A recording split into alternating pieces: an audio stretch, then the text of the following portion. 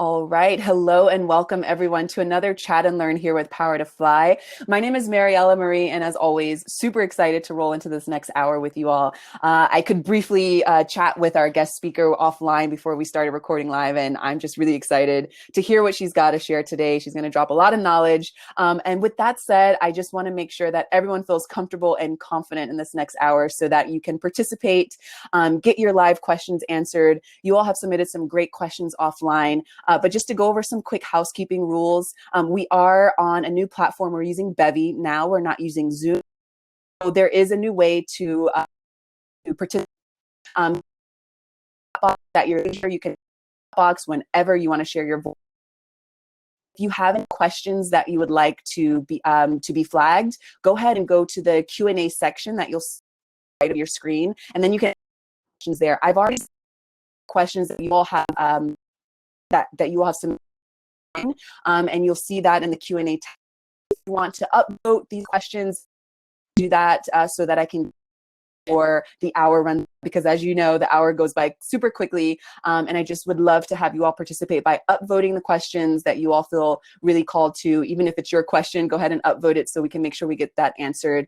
And then again, use the chat box at your leisure. If anyone wants to hop off of mute or come on camera, it is a little different with Bevy. So you will need to write a +1 in the chat box, in the general chat box, and I will give you permission to come off mute and share your voice. If anyone wants to be held anonymous, if you have any sensitive information, you can direct message me. So you can find me under the tab that says direct message. Just write to me directly. I am Mariella Marie, and I will keep you anonymous and flag your question. This is being recorded, so if you hop off mute, you will be featured in our live recording, and everyone who's joining us now will get a beautiful rewatch email with all of the birds that are chirping here outside of my window here in Patagonia. You can rewatch the video then at your leisure, and you can take notes vigorously then, but I would really I invite actually everyone to not multitask in this next hour, to be fully present with us so that you can voice your opinion, you can write in the chat box, and then you can stay present with us. And then you can rewatch this video later on Power to Fly. For those of you who don't know me, I am Mariella Marie. I'm your moderator today. I am super excited to host this conversation, as I hope that it will, help everyone feel more confident and just more connected as we are living in some crazy times here. I really enjoy connecting with folks and talking about emotional intelligence whenever possible. So I know our guest speaker here will totally echo some of that sentiment here. I am working on some current projects on the positiveforceteam.org. I would love for you to sign up for my newsletter so you can stay tuned with all the great things I've got coming up. And of course, you're welcome to connect with me on LinkedIn. With that said, I'm going to pass the mic to our guest speaker, Angela. Angela, tell us a little bit about yourself, how you came to learn about Power to Fly, and what you're excited to share with us today. Yeah, so hi everyone. So glad that you're here today, and I'm excited to be here as well. By way of introduction, I am Angela, and I am a life purpose and career coach. And I help professionals who feel stuck or unfulfilled to really tap into their purpose so that they can have both the impact and the income that they want, and so that they can create lives that they absolutely love, both in and outside of work. And the work that I do now is informed by the experiences and lessons that I've learned over 10 years of personally trying to find my purpose in the corporate, startup, and nonprofit worlds in the US, Asia, Africa, and Europe. And the whole time that I was trying to find my purpose, I was dealing with self-judgment, familiar pressure, and societal expectations. And with those experiences, I really feel like it's now my mission to empower other people to really live authentically and courageously, because I think that the world would be a much more beautiful place if people could do the things that really made them happy. So that's why I do the work that I do, and I'm really excited for the next hour of conversation. And to answer your second question, I came across Power to Fly on social media. So the power of social media. Yeah. And I know you want to roll through just an introduction of, how you work with folks individually. Again, before we wrap up this chat within the hour, I would love for you to share how we can connect with you on socials, and, support the good work that you're doing, and maybe reach out for a consultation. But why don't I'm going to stop sharing the screen now so that we can see our beautiful faces here on the screen, and just dive into, the way that you usually work with folks, and how you want to kind of set the scene for the next hour here. Yeah. So the way that I usually work with folks is that I have a 3-month coaching program that I take my clients through. And the coaching program is really to help people find clarity around what it is that they want to do next, right? And you find clarity by getting clear on what makes you happy, what makes your heart sing, what your values are. And when you have that clarity, the next step is to really understand what are the beliefs that are holding you back, to break through those beliefs, to have beliefs that serve you, that empower you, right? And then with that, when you have the limiting beliefs to the side and you have beliefs that empower you, then we dream big and we think about what it is that you want to do. And then we have an action plan. So going forward, you know what type of action you need to take in order to reach your goals, your dreams. So that's what my coaching program entails. It's a 3-month program, and I'd love to share more information if you guys are interested, if you're curious to learn about coaching, to know if it's a good fit, to see if you have questions. Feel free to go to my website, angelachoi.co, and you can book a free 30-minute consultation with me. And I just love to learn more about who you are, where you're at, and to see if coaching is a good fit. So that's what I do. And for today's conversation, what I want to talk about, to get everyone pretty much on the same page, is my 6 steps to living your purpose, which is also available on my website for download if you would like a visual representation of what it is that we're about to delve into. So my 6 steps to living your purpose. So the first step is to be still and to be present, right? And that looks a little different for everyone. So a lot of people think of meditation. Sometimes I say that another way of doing it is to sit with a cup of coffee or a cup of tea and just to be with yourself for yourself, right? So you're just fully engaging in the moment. And it's a practice of mindfulness, right? And the reason why this is the first step is because when you are by yourself, for yourself, without the distractions, whether that's your phone or if it's like someone chatting with you, what ends up happening is that you are more aware of the thoughts that you have, right? And when you recognize, oh, I have all these thoughts swirling around, you realize that you don't need to latch onto your thoughts, and instead you just let them go. And when you let them go, you can turn inward and tune into your inner voice of wisdom that always has the answers that you're looking for. It's just that we have clouded our inner voice of wisdom because of all of the external forces and voices, right? So that's the first step. Be still, be present. Now, when you have that down, the second step is to reflect on your past. And what I mean by that is to focus on the things that you enjoyed as a kid, to focus on the things that you were good at, or you've been told that you're good at, to focus on things that you just enjoy as hobbies, right? It's coming back to yourself. Again, you're like turning inward to think about the things you enjoyed, your interests and your hobbies, to remind yourself of what sparks you, of what lights joy in you, right? Because I think that oftentimes a lot of people do things because they feel like they should be doing things, or they're told that they should pursue this path or go down that path, right? So that's the second step.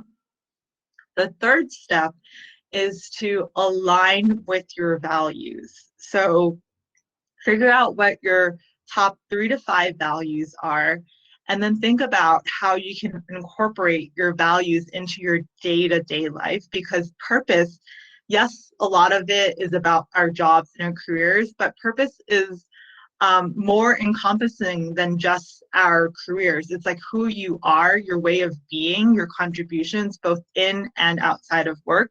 So when you know what your top 3 to 5 values are, anytime that you're making a decision, you're deciding, should I do this, should I do that, where should I allocate my time, it's a good barometer if the action you're about to take aligns with your top 3 to 5 values. So that's the third step.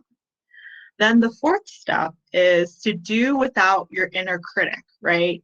And this step is, I mean, this is an ongoing process because I'm sure you know we're all our worst critics, right? There's like a committee in here and like every member has a different voice.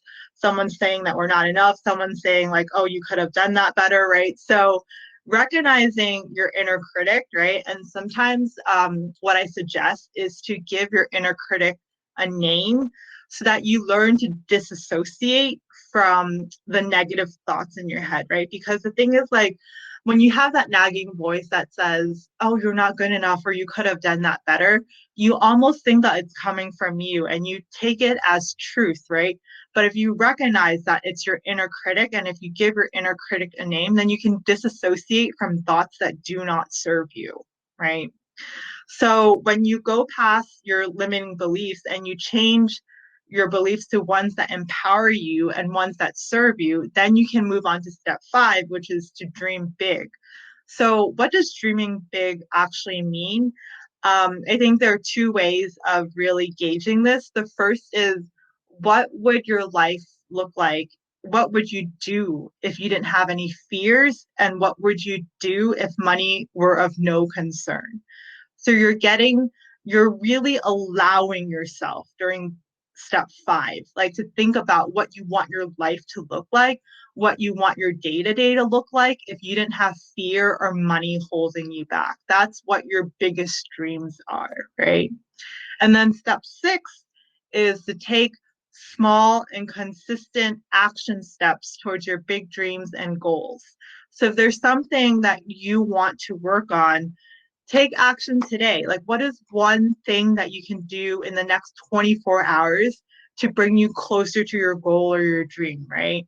Because it's like sometimes our dreams seem so big, and as a result, it seems like they're so far away and impossible to reach. But one of my favorite quotes, it's from Lao Tzu. The journey of 10,000 miles begins with one single step, right? So when you take that one step, you build momentum, right? Because you're like, yes, I took that one step. So then you take the second step and you take the third step. And that's how you reach your 10,000 step, right? But you have to take action in order to get there. Otherwise, it's just going to be a pipe dream, right? So it's important to have the vision. That's step 5. And then step 6 is aligning your action with your vision. So those are my 6 steps that I invite people to take in order to live in alignment with their purpose. Beautifully said. Beautifully said. I'm throwing digital confetti all over the place just because I definitely echo the sentiment that you're starting from the core, essentially. Start with yourself, self-awareness, self-reflection. I love that you also have emphasis on, creating your vision. And so I want to shout out where we're all calling from. And as I'm doing that, I just want to put a question out there here for our live listeners to start using the chat box. So Angela spoke about purpose and value. So I'd love to hear, what is something that you value? Can you list like maybe 1 or 2, and I'll just kind of call that out. Feel free to write to me anonymously if you don't want to have it be in the public chat. But we already have some people writing family time. Great. So give me, 1 or 2 values that you hold dear to your heart so that I can shout those out. In the meantime, I just want to let everyone know calling from. So Angela's calling from New York City. I'm calling from Patagonia, Argentina. We've got Kentucky representing, Buenos Aires representing, Connecticut, San Diego, Buenos Aires again, Panama City, Panama, California, great, South Carolina, great. So if you're just joining us, go ahead and write in the chat box. Michigan, awesome. Let us know where you're calling from, and we will shout you out in a moment. And also, Angela, so you can be aware of where we are in the world as you are reflecting on these questions. So, all right, values. We've got family time, we've got friendships, we've got God, family, and friends. We've got being open to others' uniqueness. Great. So if you want to comment on any of those already, Angela, while folks are continuing to write in the chat box, I love that you all are already being vulnerable and sharing, with transparency, what you all value. And then, Angela can definitely dive in deeper as we go into some of these questions here. Yeah, I love, I see friendships, family time. I think that something that, I think that that's inherent in our like core, right? Like we want to connect with people. We want to be able to show our love and like show how we care to the people who matter to us. And I see that popping up. So I think that that's beautiful. And I think that if anything, this pandemic has been a reminder of just like we're all social creatures. We really just need um, we need to be interacting with people in ways that like matter to us. So I love that it's being reinforced in this chat. Folks are continuing to write in the general chat box. Continue to do that. Write your comments, write your reflections. And over to the Q&A tab, you'll see that we've got questions here that you all have submitted previously. I've listed them here. I see we already have folks who are upvoting, so I'm just going to start to call out some of these questions here that folks are upvoting. And if this is your question and you want to come off mute, just write a +1 in the general chat. Let me know, and I will give you access to that. As some of these questions are pretty personal, so I'm sure our guests to learn more about, maybe where you are coming from with this question, so she can really dive in deep here. So let's start with this question here. I'm trying to figure out how to turn the things I'm passionate about into work. Do you have any advice? Yeah, I do. So this is one of those questions where it'd be helpful to know what the passions are so that I can provide more concrete advice. So if the person who asked the question is on the call, I'd love to hear more. So I'll just start with that first. So again, if this was your question, go ahead and let us know in the general chat. Just write or you can write to us privately and I will give you access to that to come off of mute. But until then, Angela, feel free to dive in on the question there. Yeah. So what I will say is that depends on the context in which this question was asked. So there are two ways that I'm thinking about this question, right? So the first way that I'm thinking about the question is how do you incorporate more of your passions in your current job, right? So I'm just going to come off with some examples off the top of my head. Let's say that your passion is writing and you're trying to figure out like how you can do more of that in your current job, right? So it's thinking about the opportunities that are potentially available within your company and then seeing if you could take on additional projects, right?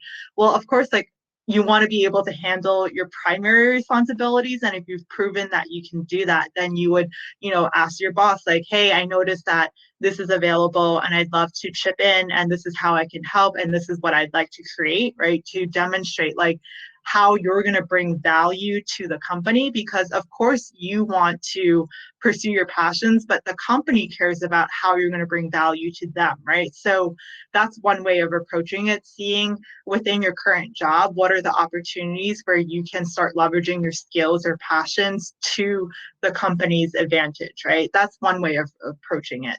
Then the second way of approaching this question is like, how do you pursue your passions, I guess like turn it into a side hustle so that you can start making money outside of your primary 9-to-5 job, right? So going back to the example of writing, if your passion is writing, right, then you would start thinking about how can I start freelancing? How can I do this on the side? Maybe it would be going onto the website like Fiverr and start picking up gigs, right? So it's really thinking about like, what are the opportunities that are out there and how can I leverage my passions, my skills and talents to meet the needs of those opportunities so that it's a win-win for me and the people seeking like whatever skills I have for whatever particular opportunity it is. So I hope that's helpful for whoever asked that question. Awesome. Super thorough response. So again, if this was your question and you want Angela to dive in deeper, just let us know in the general chat, or you can add another question on the questions Q&A tab there. For now, let's move on to the next question here that's been upvoted a couple of times. My work does not fulfill me, but I can't afford to pivot right now. Do you have any advice that can help me live a happier life while maintaining my current context? Yes. my number one advice would be to maintain an attitude of gratitude. So even if where you currently are is not where you ideally want to be, still recognize that there is a lot for which you can be grateful. And it's like when you are operating from this vibration of gratitude, it's hard to be angry at someone. It's hard to be upset, right? So you want to be able to maintain this vibrational frequency of I am in gratitude, I am in gratitude, right? So what does that actually look like? It actually means having a gratitude practice, right? Whether that's, I would suggest like starting your day with like 3 to 5 things that you're grateful for, and then ending your day with 3 to 5 things that you're grateful for. Because again, it's like just think about, like if I were to share with you guys right now, like I'm grateful to be alive. I'm grateful that the sun is out. I'm grateful that technology has enabled us to be in this virtual space together and to have this conversation, right? And the more you focus on the gratitude, then it's hard for you to like, focus on the things that are not working. So that's the first step. Then the second thing that I would, also just want you to keep in mind is that being in gratitude and wanting more, they don't have to be mutually exclusive. You can be grateful for what you have and still want more. They can exist in tandem, right? So then the second thing that I would like encourage people to focus on is understand why your current job or situation is not working for you. What are the things that are not working for you, right? Get clear on that, but not to focus on what isn't working. So when you get clear on the things that are not working, find the opposite of that. So what would work for you, right? So now you have a running list of the things that would work for you, and then focus on, okay, for my next job opportunity, how am I going to land a job where I can have the things that I want in a job? So that's what I would encourage people to do. Love that. You're hitting on these 6 points that you mentioned in the beginning. And we did have a comment that someone wanted you to repeat those 6 steps. So I invite you to do that towards the end of our conversation so that folks Okay. can jot that down. But until then, we've got some questions that are being upvoted here. I want to flag some of those. I'm loving all of the questions that are being added in the chat box, the general chat box chatter that's happening as well. And Angela, thank you for diving in deep on these questions. So let's move on to this next question here. How do you identify what career paths will make you happy versus others? It's one thing to decide to make a change, to know what that change should be. Yeah, so this is also another question where I would encourage the person who asked the question to come on camera or share more context, because the thing is that, what could potentially make me happy may not make Mariella happy, because we're two different people with two different sets of personalities, with totally different life experiences, with different skills and different talents. So it's hard for me to say like, oh, if this is going to make you happy, this isn't going to make you happy. What I do want to say is, like, I refer back to step 2 of my 6-step process, which is reflect on your past, right? So reflect on the things that you're good at, reflect on your hobbies, reflect on your interests, reflect on the things that really piqued your interest when you were a kid. Because when we were kids, especially at a earlier, younger age, like we did things without inhibition, right? We weren't like, oh, are people going to judge me? Am I doing the wrong things? We did things purely because we were interested. So try to think about, what you were interested in as a kid, and remember the things you're good at, your skills, your interests, and that will give you a clue as to what will make you happy and what's a good career path for you. I can't say, oh, being a doctor or being an engineer or whatever it may be will make you happy, because people are looking for different things in their own lives. And that also ties back to the third step, which is align with your values. People have different values, right? Like some people find that success is a really important value for them, right? And even success can be defined very differently, right? Like someone can define success as happiness. Someone can define success as having financial wealth, right? So that's why I encourage you to go back to steps 2 and 3, which is reflecting in your past and aligning with your values. Awesome. So if that was your question, or even if it wasn't your question and you're interested in hearing more, just let us know in the general chat, write a +1, and I will get you permission to hop off mute and join us here live. And I just want to throw out another question here because you're hitting the nail on the head. Success has so many different versions of, or at least we can define it in so many different ways based on so many things, right? Where we were raised, who raised us, what our values are. I would love to hear from our live callers how you all define success. So if you could just write a short and sweet, response in the general chat, and I will flag that to our guest speaker, just so we can see just, how many versions of how we define success, here on this live call are. So go ahead and write that in the chat box. Again, how do you define success? And in the meantime, I will move on to another question here that has been upvoted, and I will flag those responses in a minute, Angela. So what's your best advice for balancing personal and work life? How do we appearing disengaged and non-committed? Yeah. So I think that the first thing that comes to mind is setting boundaries and then not feeling guilty about setting boundaries. I feel like especially for women, I think there's this inherent desire within us to like make sure that people around us are taken care of, right? Whether that's like family, friends, our colleagues, our coworkers, our bosses. And I think that what's really important is to understand like where our boundaries are and to be firm in our boundaries, right?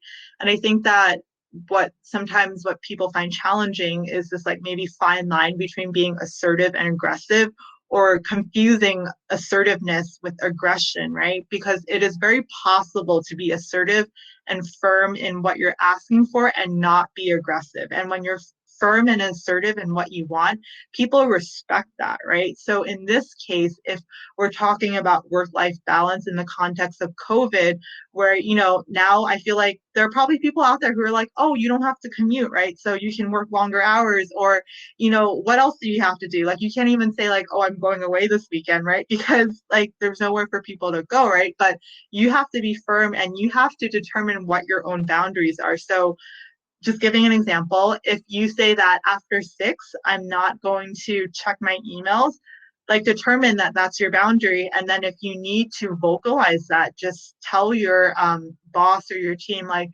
hey, I just want to let you know after 6, due to personal commitment or family commitment, I'm unable to check my email. However, I'll get back to you the next day at 9 a.m. when I'm back at work, right? You see how that's assertive and firm, but I'm not being aggressive about it. I'm not like, okay, I can't check your email, like you're infringing on my personal life. Like, those are very different things. And to just be clear that assertiveness is not aggression. And I think that that's especially important for women, because I think we have this inherent desire to just care about other people, sometimes at our own expense. Yes, I love talking about boundaries, and I love how you are, making sure we hold ourselves accountable to be firm with those boundaries and not, bring any kind of, over emotion into it and feel bad for doing it, to then essentially self-sabotage in the end. So thank you for highlighting that. All right, we've got Yeah. some great definitions of success here. I'm just going to flag a couple of them before we move on to the next question. Brenda writes, being financially wealthy where I'm able to help others with needs. Amy writes, wouldn't your definition of success always be changing as you complete a milestone, you reach for another? Essentially, success equals happiness, but what makes you happy is always evolving too, right? Just thinking about this question, but it's a hard one. Great. Thank you, Amy, for philosophizing with us here. I know it's a small question, but it's also a big question. So I'm happy to hear y'all's responses. Jennifer writes, I define day-to-day success enough, in quotation marks, enough, and being able to sleep at night knowing I was true to myself and my values. Awesome. Do you want to comment on any of those definitions, Angela? Yeah. So I think that this is just such a beautiful example of how we define success very differently. So I love that people shared what their definitions are. I think in response to Amy's question and comment, totally agree with you. There's a lot of philosophy behind this. And I could delve into a whole separate conversation about happiness and success. But what I will say is that, yes, I personally do think that success equals happiness. And I think that true happiness comes from within and not externally. However, we live in a world where happiness does seem like it comes from, external things like the next promotion or the next vacation or the next thing I'm going to buy, right? But like all of that is impermanent. So like happiness from within is a choice to be happy with regardless of your external circumstances. But that takes a spiritual practice to get to a point where your happiness emanates from inside. And when it emanates from inside, then success isn't about chasing the next milestone. So there is a lot of philosophy and spirituality behind that, which could delve into a whole separate conversation. I love that. Feel free to just dive in deeper if you can anywhere in the next 30 minutes that we have, because I feel like, I find it so important. I love speaking about emotional intelligence, and I feel like that definitely, rings the bell on actually your step one is creating a practice. Right. And I feel like when we are connected more to what drives us, being more self-aware, knowing how to observe instead of react so quickly, and taking into account all of the other steps that you have here, it definitely, and I love the word impermanence, not reaching for these like impermanent milestones to then determine if we are happy or not. So for philosophizing there. And again, feel free to continue throughout the next 30 minutes that we have here. All right, so I'm going to flag this next question here that has been upvoted a couple of times. All right, so let's see. Let's move on to this one. How do you balance expectations of others, such as your family members and close ones, with your own happiness? Yeah, this is so real. This is what I was getting at when I said I spent 10 years trying to find my purpose. And the whole time I was dealing with self-judgment, familiar pressure, and societal expectations. So this is a very real question for me, and it's near and dear to my heart. What I will say, I think that it's it's a personal question, right? Because sometimes there are people, and this goes back to values, right? Because, for example, there are people, just off the top of my head, I was asked by someone, I am a first generation college graduate and I feel like this responsibility that I personally do want to take on to, take care of my family and take care of my siblings. But, in order to do that, maybe it means taking the higher paying job that I don't necessarily enjoy as much, right? But that's a very personal choice, right? Because if your number one value is family and providing for them, right, then sometimes it's about making sacrifices or trying to figure out like, okay, if my job is not necessarily something that I enjoy, but family comes first, like how can I find enjoyment outside of work, right? So that's one way of looking at it. So again, this goes back to values, because if that's your number one priority, then like everything in your life kind of revolves around that, right? What I also want to say is that I think that it's really important to be true to who you are and true to what matters to you. And I recognize that sometimes this is a lot easier said than done because we have gone through years and decades of conditioning about what is right or what it is that we should be doing, right? And so I think it's really important to be true to yourself. And that takes a lot of inner work of, determining like, what have I been taught? Like, what have I inherited from other people, whether that's family, friends, your teachers, your classmates? And how much of that do I want to hold on to? How much of that is actually mine, right? Because when you're growing up, you don't really have a choice in these matters, right? Because you're so young, you're looking up to people who are older than you.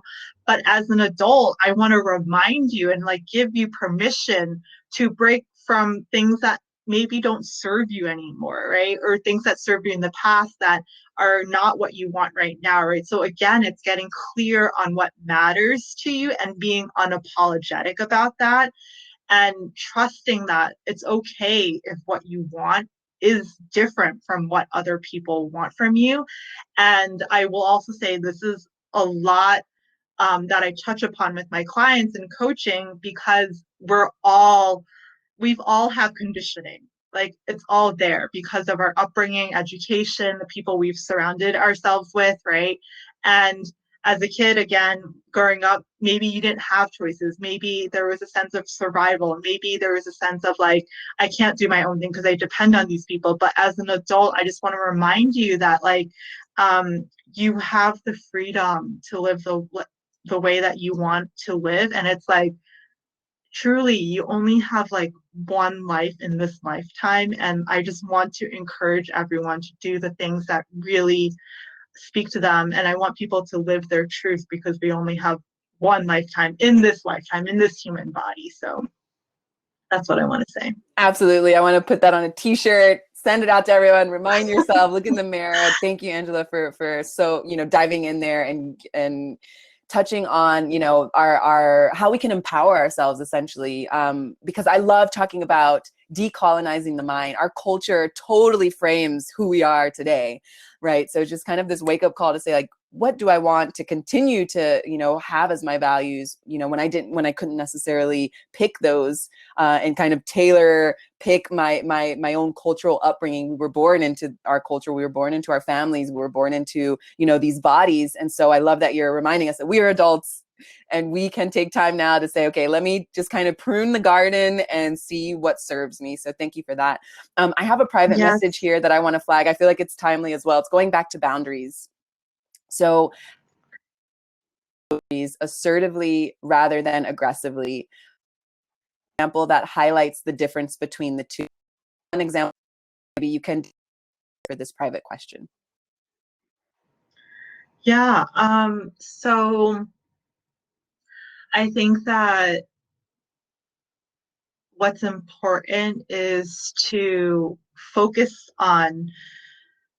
So I think like when I think of aggression, like one of the first things that I think of is just like, how is someone going to receive this, right? Like, what is the person on the receiving end going to be thinking, right? And I think that things come off as being aggressive when like the person on the receiving end is, if they feel blamed, right, then they get defensive, right? And then that just starts a spiral of interactions that we're not looking for, right? So I think that in order to maintain the assertiveness, it's about focusing on yourself. So it's like, hi, I recognize that like I feel this way, and in order to, let me give an example. I guess I can go back to the work example that I gave before. Like, you can say, like, let's say your boundary is 6 p.m., right? Where you're just going to stop checking emails, right? Then you say, like, I recognize that, if I check emails after 6, then it throws my work life balance off, and I would like to maintain a work life balance. As such, I kindly request, or I'm kindly informing you that I will not be checking emails after 6 p.m., right? So it's about you, right? Like, you're bringing it back to yourself and how you're feeling, versus like aggression would be something like, this isn't working for me and I need to take care of myself. And so this is what I'm doing. I mean, this is just one example, but do you see like the difference in like how it's being shared? It's the same information, but it's the way that it's being conveyed, right? It's like the first example, you're coming from a place of like me, right? You're not blaming the other person. You're not doing like making it them focus, which when sometimes we do that, like people get defensive, and then that doesn't open any communication, because when people get defensive, they start closing up, and that's not what we want. But for the person who DM'd Mariella, if you have like a specific example of, how you want to be maintaining boundaries, maybe it can flush that out more. Otherwise, I just have the 6 p.m. work example off the top of my head. For that private question, just continue to DM me and let me know if there's any more info that I can raise to our guest speaker here so that she can dive in deep. And I will wait for your response. Until then, I'll move on to another question that I feel you everything in together, as all of these questions are so spot on to the topic today here. So other people's opinions about myself and my decisions affects me too much. Do you have any advice that can help me process their feedback with less impact on my mood and state of mind? Yeah, okay. So there are two things that I want to say about this. The first of which is that so we always have a choice, right, as to how we are going to process and internalize things, right? So in this particular example, you have a choice of letting that person's words impact you or not impact you, right? And sometimes it seems like we don't have a choice because we're just it's impacting us, right? But that also goes back to what you were mentioning about mindfulness, Mariella. It's like when you have a mindfulness practice, things become easier. They just like roll off your shoulder, right? Because you're responding, right? You recognize, oh, someone said this to me, but I'm going to choose not to be triggered by it, right? On the other hand is just reacting, which is what is happening in this situation. But I would guess that the reason why the person is reacting is because what is being said is triggering something within that person. So it's like if we don't feel secure about something and someone says something about that thing, we're going to feel triggered. So it's working on feeling secure about what it is, um, so that people's words don't impact us. And off the top of my head, if I just come up with an example to provide some, I guess, like to make this more concrete, I would talk about like body image, for example, right? Um, so let's say someone makes a comment about our body, like that we gain weight, for example, right? If we feel good about our bodies, regardless of what people are saying about our bodies, we don't care because we feel good about our body. We feel good about ourselves. However, if we feel insecure about our bodies and then we have someone telling us, like, hey, it looks like you put on an extra 5 pounds, that's going to impact us because we never felt secure to begin with. And it just triggered that insecurity within us. So, my advice would be to start working on building your sense of security within yourself, about the thing that you feel triggered by. So that's the first thing I want to say. The second thing I want to say is that, I don't know who asked the question, but I just want to say this gets better with age. I promise you. This is one of the beautiful things about getting older. You just give less of a cahoot about what other people think of you. I think like as a teenager, we're super like, I mean, look at the teens today. They're all on Instagram comparing images, like how everyone looks, how everyone dresses. In your 20s, you're kind of like, oh, this person's getting married, this person's going to grad school, this person's buying a house. When you get to your 30s, like that stuff, like it doesn't matter as much anymore because you're just trying to do you. So this is one of the beautiful things about getting older. Like as you get older, you just really want to like embody your truth and you care less about what other people are thinking. So I would say it's a two-pronged approach. It's one, building a sense of security within yourself, and two, just trusting that with time you care less about what other people will say. And then I mean, and then the third thing, which kind of ties back to number one, is building your mindfulness practice so that things can roll off your shoulders so that you can learn how to respond instead of react. Beautiful. Become aware of their triggers. How can one become aware of their triggers? When you're triggered, to realize that you're triggered. Right. It's kind of circular, right? It's like you won't know that you're triggered unless you're triggered. But when you're triggered, to be aware, like, hey, I'm being triggered. And then to the extent possible, to try to stop yourself in that moment or to be aware of, like, I'm being triggered. Like, especially if you're triggered and you're angry, like, try to recognize, hey, I'm angry at this moment.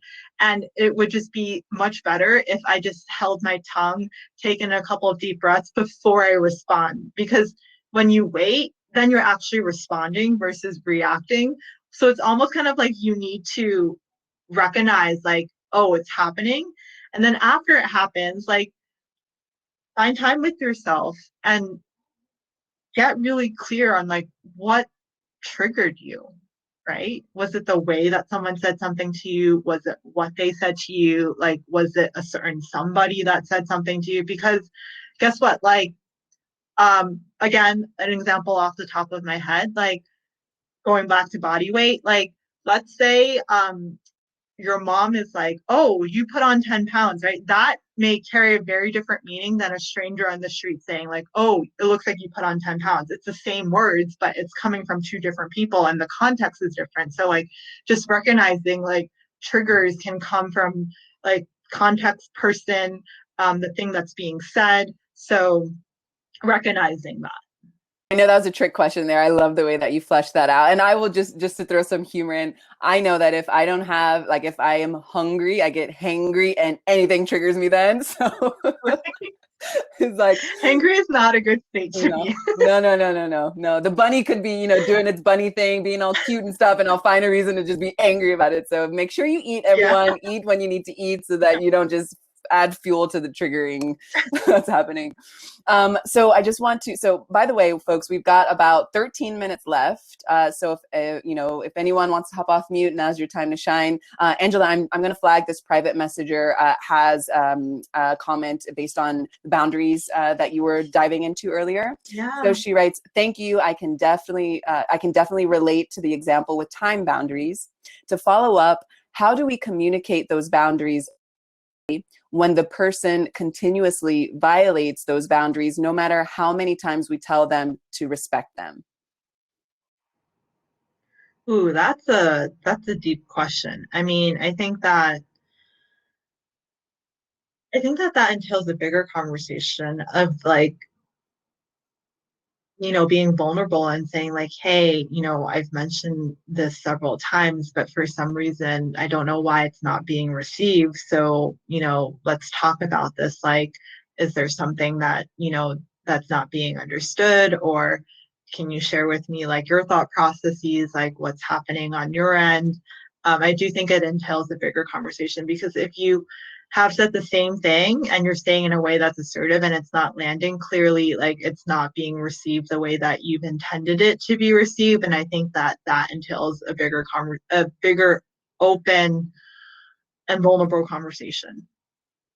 And maybe with a superior, even person is the superior. I mean, we talked about career pivoting earlier. How do you know? Maybe this is one of the signs that it's time to make a change because things aren't aligning with your values, right?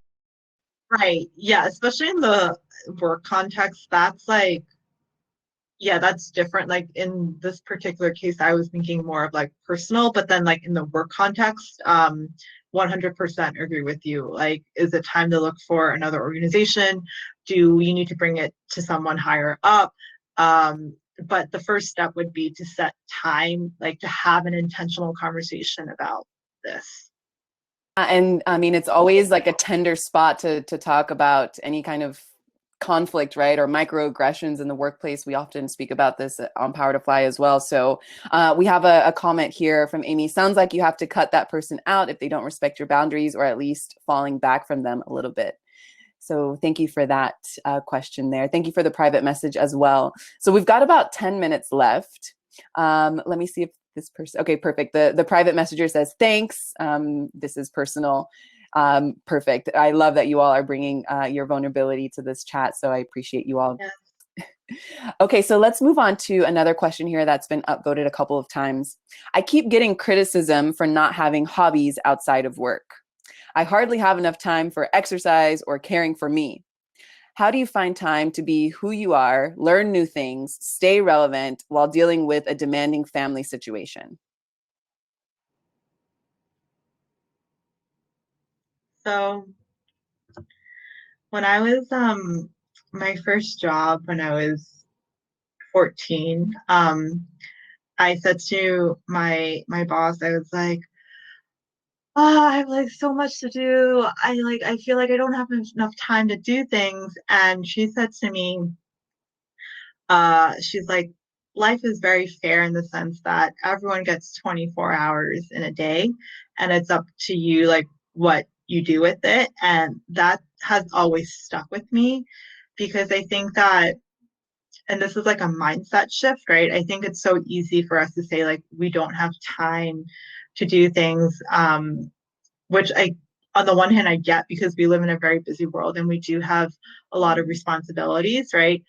On the other hand, I also very much believe in empowerment, right? And so that part of me says that you have a choice as to what you do with your time, right? So in this specific example about the boundaries and like family responsibilities, it's like you've made a choice or you're making a choice to be there for your family, right? So you also can make a choice to set boundaries with your family, right?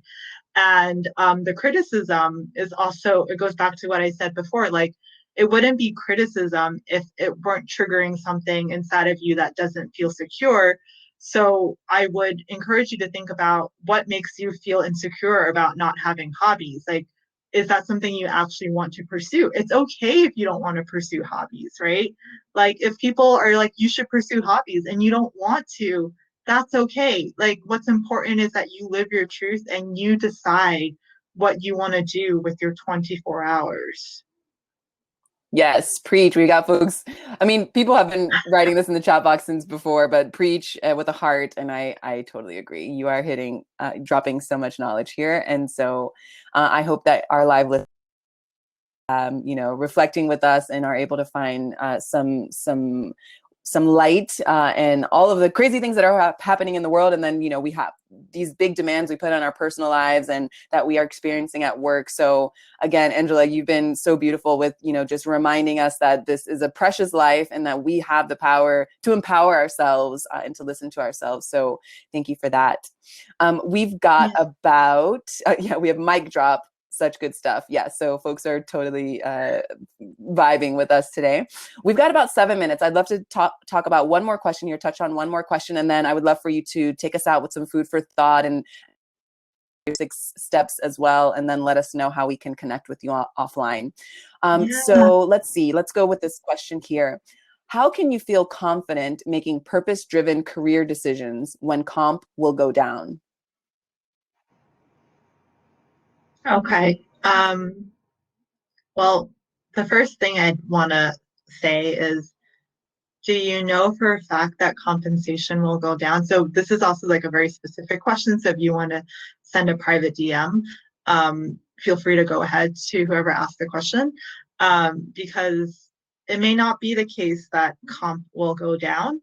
But if it is the case that it will go down, again, this goes back to your values, right? And I'll use myself as a personal example. So I started out in the corporate world, working in consulting, and I quickly realized that it wasn't for me. And so I knew that I needed to make a transition, switch jobs, right? And the next job that I had, I worked for a startup and I took a pay cut to go work for that startup. And I gave up a lot of good benefits. I had less vacation time. I gave up the fact that my cell phone bill was paid for. I gave up all of these corporate perks. Like I could go, like I had paid trainings to Florida. I gave up a lot of like goodies, right? Essentially. But it was worth it for me to give up those goodies because one of the things that's important to me, my values, is like I want to be able to impact people, contribute to the world in a way that feels meaningful to me, right? So that is more important to me than the monetary value that my job provided, right? So it's getting, again, going back to step 2, getting clear on what your values are so that anytime you're at this crossroads where you have to make a decision, you know when a decision is aligned to who you are, um, you know, based on how much it aligns with your values. So that's what I want to say. So one is just like, is it absolutely true that you will have less money if you do something that's more purpose driven? Like, really understand if that's really true or if that's a belief that you have. And then 2, if it is true that you're going to make less money doing something that is more purpose driven, at the end of the day, does it align with who you are and what your values are? And if yes, then that's probably the better or right choice for you to make. Oh, beautiful. So we've got about 4 minutes left, and I just want to flag this question, this comment and question here in the chat box. So yes, you will get a rewatch email with the link to this recorded chat if you're listening live.